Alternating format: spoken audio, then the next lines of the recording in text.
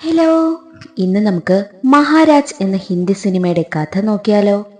കഥയുടെ ചുരുക്കം എന്തെന്നാൽ, താൻ ഭഗവാൻ കൃഷ്ണന്റെ അവതാരമാണെന്ന് സ്വയം പ്രഖ്യാപിച്ച ആൾദൈവം, അയാളെ ദൈവമായി കണ്ട് ആരാധിക്കുന്ന പൂജ ചെയ്യുന്ന നാട്, കന്യകരായ പെൺകുട്ടികളെ വെച്ച് അയാൾ പാദപൂജ ചെയ്യും, അതും വീട്ടുകാരുടെ സമ്മതത്തോടുകൂടി.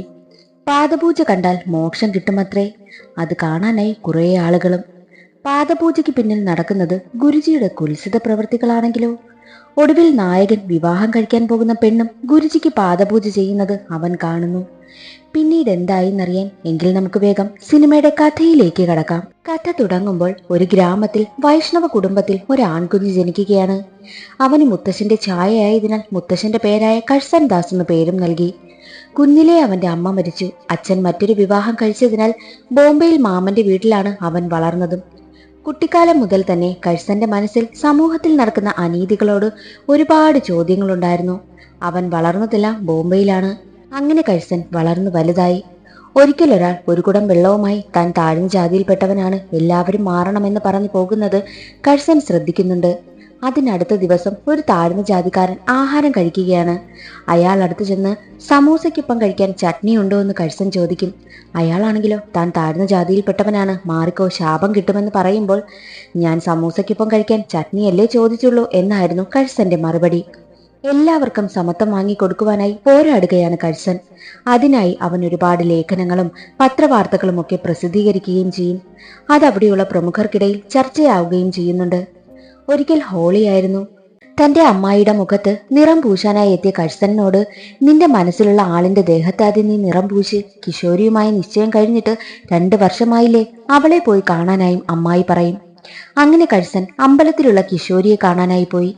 കിഷോരിയുടെ ദേഹത്ത് നിറങ്ങൾ പൂശുവാനായി ചെന്നപ്പോൾ, അയ്യോ വേണ്ട, ജെ ഭഗവാൻ കൃഷ്ണന്റെ വിഗ്രഹത്തിൽ നിറം പൂശട്ടെ, എന്നിട്ട് മതി നമ്മൾ ആഘോഷിക്കുന്നതെന്ന് അവൾ പറയുകയാണ്. ഈ ജെ ആരെന്നാൽ ഒരാൾ ദൈവമാണ്. അയാളെ ദൈവമായി ആ നാട്ടുകാർ കാണുകയാണ്. ജെ ആകണം ഹോളി ആഘോഷം തുടങ്ങി വെക്കേണ്ടത് എന്നുണ്ട്. അങ്ങനെ ജെ കൃഷ്ണ വിഗ്രഹത്തിൽ നിറം പൂശി ആഘോഷങ്ങളും തുടങ്ങി. എല്ലാവരും സന്തോഷത്തോടെ ഹോളി ആഘോഷിക്കുകയായിരുന്നു. അപ്പോൾ ജെ കിഷോരിയുടെ ദേഹത്ത് നിറം പൂശും. അതെന്തെന്നാൽ ആ നാട്ടിൽ മറ്റൊരാചാരമുണ്ട്. ജെ ഏത് പെൺകുട്ടിയുടെ ദേഹത്ത് നിറം പൂശുന്നോ ആ പെൺകുട്ടി ജെക്ക് പാദപൂജ ചെയ്യണം. കിഷോരി ആദ്യമായി പാദപൂജ ചെയ്യാനായി പോവുകയാണ്. അവളുടെ അമ്മയ്ക്കൊക്കെ വലിയ സന്തോഷമാണ്. അവരെല്ലാവരും കരുതുന്നത് പാദപൂജ ചെയ്യുന്നത് എന്തോ വലിയ അനുഗ്രഹമാണെന്നാണ്. അങ്ങനെ അവൾക്കും ഒരുപാട് സന്തോഷമായി. കിഷോരിയാണെങ്കിൽ ഒരു വലിയ ദൈവഭക്ത കൂടിയാണ്. ദൈവത്തെ അന്ധമായി വിശ്വസിച്ച് ജെ ദൈവമായി കാണുന്ന കുട്ടി. എന്നാൽ ജെയുടെ റൂമിൽ പാദപൂജയല്ല നടക്കുന്നത്. പൂജ എന്ന പേരിൽ ഇഷ്ടമുള്ള സ്ത്രീകൾക്കൊപ്പം ചിലവഴിക്കലാണ് പരിപാടി. അതൊന്നും അറിയാതെ കിഷോരി റൂമിലേക്ക് പോയി. മറ്റൊരു വശത്ത് കഴ്സൻ കിഷോരി അന്വേഷിക്കുകയാണ്. അപ്പോൾ മറ്റു സ്ത്രീകളൊക്കെ കളിയാക്കിക്കൊണ്ടു പോവുകയാണ്. അവൾ പാദപൂജയ്ക്ക് പോയി എന്ന് കിഷോരിയുടെ സഹോദരി പറയും. ജെ തിരഞ്ഞെടുത്തത് അവളെയായിരുന്നുവെന്നും പറയും. കഴ്സൻ പൂജ നടക്കുന്നിടത്തേക്ക് പോകും. അവനൊരു ദൈവവിശ്വാസിയല്ല. എന്നാൽ പാദപൂജയ്ക്കെത്തിയ കിഷോരിയാണെങ്കിലോ ജെ അവളെ ബെഡിൽ കൊണ്ടുപോയി അവളുടെ വസ്ത്രങ്ങളൊക്കെ ഓരോന്നോരോന്നായി അഴിക്കുവാനായും തുടങ്ങി. അവളാണെങ്കിലോ ഒന്നും മിണ്ടുന്നതേയില്ല. പാദപൂജ നടക്കുന്നത് മറ്റുള്ളവർക്ക് കാണാൻ അവസരമുണ്ട്. കാണാനായി ഒരുപാട് പേരുണ്ട്. പാദപൂജ കണ്ടാൽ എന്തോ പുണ്യം കിട്ടുമെന്നാണ് അവരുടെയൊക്കെ മനസ്സിൽ. കഴ്സനും കിഷോരിയെ തിരക്കി എത്തിയപ്പോഴോ അവൻ ആ കാഴ്ച കണ്ട് സഹിക്കാനായില്ല. അവൻ ഉടനെ തന്നെ കിഷോരിയെ വിളിച്ചുകൊണ്ടു പോകാനായി എത്തും. ജെ ദൈവമായി കാണുന്ന കിഷോരിയാണെങ്കിലോ ദൈവത്തിന് എന്ത് ചെയ്തു കൊടുക്കുന്നതും പുണ്യമായി കണ്ടുകൊണ്ട് കഴ്സൻ വിളിച്ചപ്പോൾ പോകാൻ തയ്യാറാകുന്നതുമില്ല. കഴ്സനോടൊപ്പം വരുന്നില്ലെന്ന് അവൾ അവന്റെ മുഖത്ത് നോക്കി പറയുകയും ചെയ്തു. മാത്രമല്ല കിഷോരിക്ക് ജെയെ മറക്കാനും പറ്റുന്നില്ല. കഴ്സൻ അവിടെ നിന്ന് പോവുകയാണ്. അവൻ വീട്ടിലെത്തി ഒരുപാട് കരയും.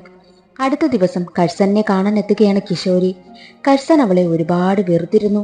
കിഷോരി പറയും, ജെ ദൈവമാണ്, ദൈവത്തിന് ചെയ്യുന്നതെന്തും സേവയാണ് എന്ന് പറയുമ്പോൾ കഴ്സന് വല്ലാതെ ദേഷ്യം വരും. അവിടെ നടക്കുന്നത് സേവയൊന്നുമല്ല, നിങ്ങളെയൊക്കെ അയാൾ ഉപയോഗിക്കുകയാണ്, അത് മനസ്സിലാക്കാൻ കുറച്ച് ബുദ്ധിമതി എന്ന് കഴ്സൻ പറയുമ്പോൾ, എന്താ നീ പറയുന്നത്?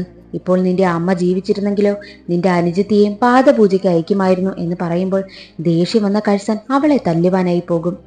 ഇതോടെ നമ്മൾ തമ്മിലുള്ള എല്ലാ ബന്ധവും അവസാനിച്ചുവെന്ന് പറഞ്ഞ് കഴ്സൻ എല്ലാം അവസാനിപ്പിച്ച് അവളുടെ അടുത്ത് നിന്ന് നടന്നു പോവുകയാണ്. സങ്കടം സഹിക്കാനാകാതെ കിഷോരി ജെ കാണാനായി എത്തിയിട്ട് കഴ്സൻ തന്നെ വെറുത്തു, വിവാഹം ഉപേക്ഷിച്ചു എന്ന് പറയുമ്പോൾ, നീ ഇനി മുതൽ എന്നോടൊപ്പം എൻ്റെ ദാസിയായി കൂടുവാനായും മധുര വാക്കുകളൊക്കെ കിഷോരിയുടെ അടുത്ത് പറഞ്ഞ് അവളുടെ മനസ്സ് മാറ്റി. അവൾക്ക് സമാധാനമായി. ഇനി മുതൽ ജേജിക്കൊപ്പം ജീവിക്കുവാനായും അവൾ തീരുമാനിച്ചു. അടുത്ത ദിവസം ജേജയുടെ കിടക്കയിൽ നിന്ന് ഉറക്കമുണരുകയാണ് കിഷോരി. ഇനി മുതൽ ജേജിക്ക് സേവ ചെയ്ത് ജീവിക്കണമെന്ന് അവൾ തീരുമാനിച്ചു. ജേജയെ തിരക്കുമ്പോഴോ ജേജെ മറ്റൊരു മുറിയിലായിരുന്നു. അവിടെ എത്തിയ കിഷോരി അകത്തു നിന്നും സംസാരം കേട്ട് ശ്രദ്ധിക്കുമ്പോഴോ തന്നോട് എന്ത് മധുരവാക്കുകളാണോ ജേജെ പറഞ്ഞത് അത് മറ്റൊരു പെണ്ണിനോട് പറയുന്നു. ആ പെൺകുട്ടി മറ്റാരുമല്ല, തന്റെ സഹോദരിയാണെന്ന് മനസ്സിലാക്കി കിഷോരി കതക് തള്ളി തുറന്ന് അകത്ത് കയറി. അവളെ കൂട്ടിക്കൊണ്ടു പോവുകയാണ്. അപ്പോൾ അനുജത്തി, ചേച്ചിക്ക് ഞാൻ പാദപൂജ ചെയ്യുന്നതില് അസൂയാണോ എന്ന് ചോദിക്കുമ്പോൾ കിഷോരിക്ക് ദേഷ്യം വരും. കിഷോരി തന്റെ തെറ്റ് മനസ്സിലാക്കി കരയുവാനായും തുടങ്ങി. പാദപൂജ എന്ന പേരിൽ നടക്കുന്നത് മോശമായ കാര്യങ്ങളാണ്. ഇതെങ്ങനെ ഗ്രാമവാസികൾ അംഗീകരിക്കുന്നു?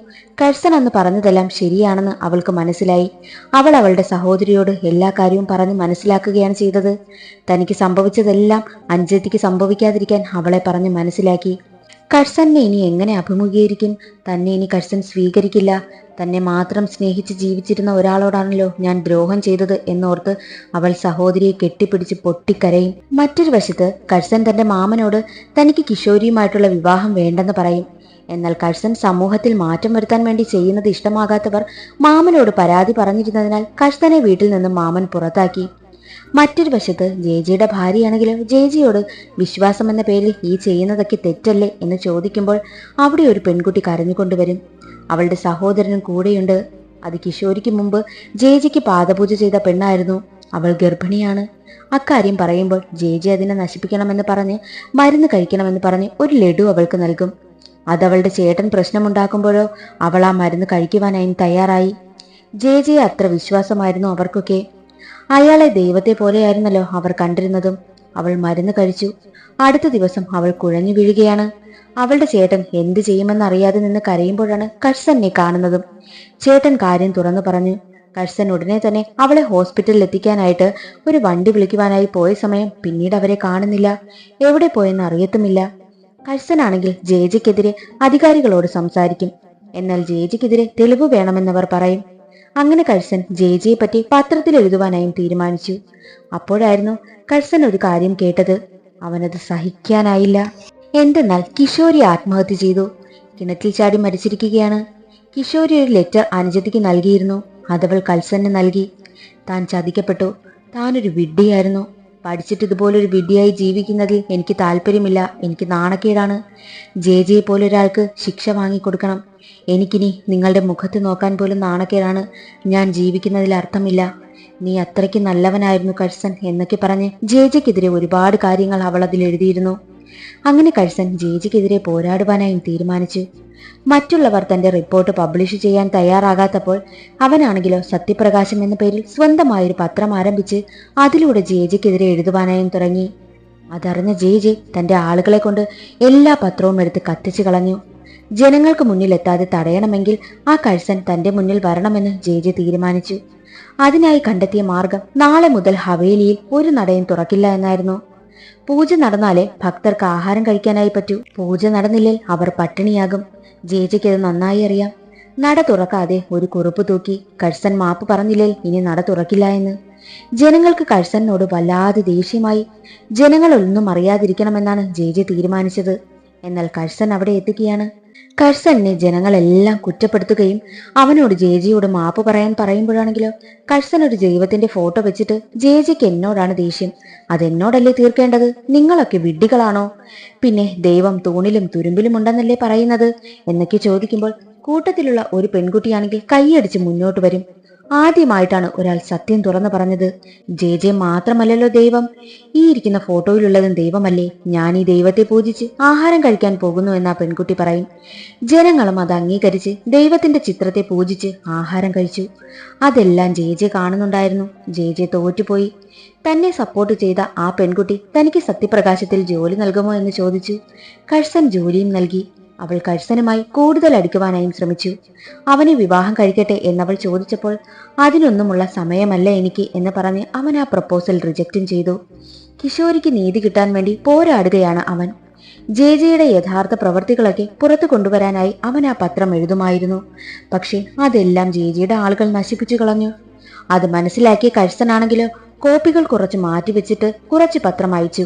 അത് ജെജെയുടെ കൂട്ടാളികൾ നശിപ്പിച്ച സമയം തന്നെ മാറ്റിവെച്ച പത്രത്തിന്റെ കോപ്പികൾ ജനങ്ങൾക്ക് മുന്നിലെത്തിച്ചു.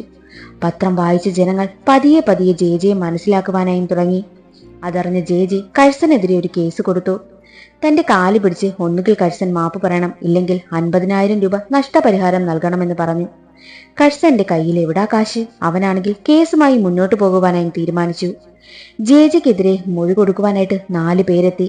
അപ്പോൾ കഴ്സൻ ഒരു ധൈര്യമായി. അടുത്ത ദിവസം തന്നെ കഴ്സൻ ജെജെയെ ചെന്ന് കണ്ടിട്ട് കോടതിയിൽ കാണാമെന്ന് പറയും. എന്നാൽ ജെജെ ആ 4 പേരെയും കണ്ടെത്തി തന്റെ വരുതിയിലാക്കിയിരുന്നു. അവർ മൊഴി കൊടുക്കുന്നതിൽ നിന്നും പിന്മാറി. അതറിഞ്ഞ കഴ്സന് സങ്കടം സഹിക്കാനായില്ല. കൂടാതെ അവന്റെ പ്രസ്സും കത്തിച്ചു. സഹിക്കാനാകാതെ കഴ്സൻ കരയുമ്പോൾ ആ പെൺകുട്ടി അവന് ആത്മവിശ്വാസം നൽകി. അവൾ പണ്ട് ജെജെക്ക് വീട്ടുകാരുടെ നിർബന്ധത്തിൽ പാദപൂജ ചെയ്തിരുന്നു. അവൾക്ക് എന്താണ് സംഭവിക്കാൻ പോകുന്നതെന്ന് അറിയാതെയാണ് ചെയ്തത്, വീട്ടുകാരുടെ നിർബന്ധത്തിന്. പിന്നീടാണ് അതെന്തോ മോശപ്പെട്ട കാര്യമാണെന്ന് അവൾക്ക് മനസ്സിലായത്. ഞങ്ങൾ പെൺകുട്ടികൾക്ക് വേണ്ടി ഒരാളെങ്കിലും പോരാടണമെന്ന് അവൾ കരഞ്ഞുകൊണ്ട് പറഞ്ഞു. അപ്പോൾ കഴ്സനെ ജെജെയുടെ ഭാര്യയ്ക്ക് കാണണമെന്ന് പറഞ്ഞ് ഒരാൾ കൂട്ടിക്കൊണ്ടു പോകും. ഒരു അഡ്രസ് ജെജെയുടെ ഭാര്യ കൊടുത്തിട്ട് അവിടെ പോയി തിരക്കുവാനായും പറയും. നിങ്ങൾക്ക് മൊഴി നൽകാൻ ആളുണ്ടെന്നവർ പറഞ്ഞിട്ട് നടന്നു പോവുകയാണ്. അത് ജെജെ നശിപ്പിച്ച് ഗർഭിണിയാക്കിയ പെൺകുട്ടിയായിരുന്നു. അന്ന് കഴ്സൻ ഹോസ്പിറ്റലിൽ എത്തിക്കാനായി ശ്രമിച്ചല്ലോ, പിന്നെ അവരെ കണ്ടില്ല. ജെജെ അവരെ കൊണ്ടുപോയിരുന്നു. അങ്ങനെ കഴ്സൻ അവരെയും സഹോദരനെയും സേഫാക്കി മറ്റൊരു സ്ഥലത്തേക്ക് മാറ്റി. അവർ മൊഴി കൊടുക്കുവാനായും തയ്യാറായിരുന്നു. അതിനുശേഷം ജെജെയെ കാണാനെത്തി. ജെജെക്കെതിരെ മൊഴി കൊടുക്കാനായിട്ട് ഒരാളിനെ കിട്ടിയെന്ന് പറയുമ്പോൾ ഇതാണോ എന്ന് പറഞ്ഞ് അവളെ അവിടേക്ക് കൊണ്ടുവരും. തന്റെ അസിസ്റ്റന്റിനെ കൊണ്ട് ജെജെ അവളെ വിവാഹം കഴിപ്പിച്ചു. ഇനി കോടതിയിൽ വന്നാലും ഇത് അസിസ്റ്റന്റിന്റെ കൊച്ചാണെന്ന് പറയുമെന്ന് ജെജെ പറയുമ്പോഴോ കഴ്സന്റെ പ്രതീക്ഷയെല്ലാം പോയി. അങ്ങനെ കോടതിയിൽ കേസെത്തി. ജെജെ കോടതിയിലേക്ക് വരികയാണ്. കഴ്സന്റെ വക്കീലാണെങ്കിലും ഒരു ഡോക്ടറിനെ കൊണ്ടുവന്നു. ജെജെ ഗർഭിണികളാക്കിയ പെൺകുട്ടികളെയൊക്കെ അബോർഷൻ നടത്താനായി ഈ ഡോക്ടറിനടുത്തേക്കായിരുന്നു അയച്ചിരുന്നത്. എന്നാൽ അതിന് ഡോക്ടർ തയ്യാറാകാത്തപ്പോൾ ഡോക്ടറും ജെജെയും തമ്മിൽ പ്രശ്നമായി എന്നയാൾ പറയുമ്പോൾ ജെജെയെ സേഫ് ആക്കാനായിട്ട് അതിനെതിരായി ജെജെയുടെ വക്കീൽ തെളിവുകളൊക്കെ നിരത്തി. ജെജെയുടെ അസിസ്റ്റന്റിനെ ചോദ്യം ചെയ്തപ്പോൾ ആ ഗർഭിണി തന്റെ ഭാര്യയാണെന്ന് ഉറച്ചു തന്നെ നിന്നു. കഴ്സനെ ചോദ്യം ചെയ്യുമ്പോഴോ കഴ്സൻ കിഷോരിക്ക് സംഭവിച്ചതും അത് താൻ കണ്ടിരുന്നുവെന്നും തുറന്നു പറയും. പാദപൂജ എന്ന പേരിൽ അവിടെ നടക്കുന്നതെല്ലാം മോശപ്പെട്ട കാര്യങ്ങളാണ്. പിന്നെ കിഷോരി പാദപൂജ ചെയ്യുന്നത് താൻ കണ്ടിരുന്നുവെന്നും കഴ്സൻ പറയും. അത് കേട്ട ജെജെയുടെ വക്കീൽ കിഷോരി പാദപൂജ ചെയ്തത് സ്വന്തം ഇഷ്ടത്തിനല്ലേ, അല്ലാതെ ആരുടെയും നിർബന്ധത്തിനല്ലല്ലോ എന്ന് ചോദിക്കുമ്പോൾ അല്ല എന്ന് കഴ്സന് പറയേണ്ടി വന്നു. എന്നിട്ട് കഴ്സൻ പറയും, ഒരുപാട് പെൺകുട്ടികൾ തുറന്നു പറയുന്നില്ല എന്നേയുള്ളൂ. ആരെങ്കിലും തുറന്നു പറഞ്ഞാൽ ഇയാൾക്ക് ശിക്ഷ വാങ്ങി നൽകാമെന്ന് അവൻ അവിടെ നിന്ന് പറയും. അപ്പോൾ അതെല്ലാം കേട്ട് ഒരുപാട് സ്ത്രീകളും പെൺകുട്ടികളും ഉണ്ടായിരുന്നു. അവരോരോന്നോരോന്നായി മുന്നോട്ട് വരുവാനായും തുടങ്ങി. ജെജെ പാദപൂജ എന്ന പേരിൽ ചെയ്തതെല്ലാം അവർ തുറന്നു പറഞ്ഞു. കോടതി സത്യം മനസ്സിലാക്കി ജെജെക്ക് ശിക്ഷ വിധിച്ചു. കോടതിക്ക് പുറത്തിറങ്ങിയ ജെജെയെ വണങ്ങിയിരുന്ന ജനങ്ങളെല്ലാം ജെജെക്കെതിരെ ഇപ്പോൾ നിൽക്കുകയാണ്. അന്ന് ജെജെയെ വണങ്ങിയിരുന്ന ജനങ്ങളെല്ലാം ഇന്ന് ജെജെ ചെയ്ത തെറ്റുകളെല്ലാം മനസ്സിലാക്കിയിരിക്കുന്നു. അങ്ങനെ അവൻ ആഗ്രഹിച്ച പോലെ തന്നെ കിഷോരിക്കും മറ്റുള്ള സ്ത്രീകൾക്കും നീതി വാങ്ങിക്കൊടുത്ത് കഴ്സനും പുറത്തേക്ക് വരികയാണ്. കിഷോരിയുടെ സഹോദരിക്കും ഒരുപാട് സന്തോഷമായി. അതോടുകൂടി സിനിമ അവിടെ അവസാനിക്കുകയാണ്. ഇത് യഥാർത്ഥത്തിൽ നടന്നൊരു സംഭവത്തെ ആസ്പദമാക്കി തയ്യാറാക്കിയ സിനിമയാണ്. ഇന്നത്തെ വീഡിയോ എല്ലാവർക്കും ഇഷ്ടമായെന്ന് കരുതുന്നു. ഇഷ്ടമായാൽ ഒന്ന് ലൈക്ക് ചെയ്ത് സപ്പോർട്ട് ചെയ്യാനും ചാനൽ ഇഷ്ടമായാൽ സബ്സ്ക്രൈബ് ചെയ്യാനും മറക്കരുതേ. അടുത്തൊരു സിനിമയുടെ കഥയിൽ കാണാം. അതുവരെ എല്ലാവർക്കും ബൈ.